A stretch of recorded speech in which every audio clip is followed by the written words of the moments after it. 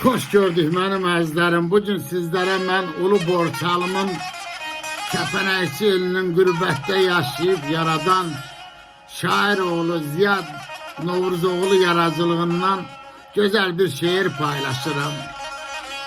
Şair yazır ki, hər dövrün özünün gözəlliyi var. Mən bahar çağında tapdım cənnəti. Çöl, çəmən baharda min ətir saçar.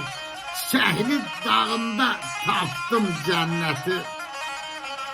Ulduza tay günəşlə tən anamın, istəyi qəlbimdə bitən anamın, duası dadıma yetən anamın, üstü bucağında tapdım cənnəti. Bir vaxt pərvanə tək oda qalandım, Kərəm tək eşkimin odunda yandım. Neçə şəhər gəzdim, ellər dolandım.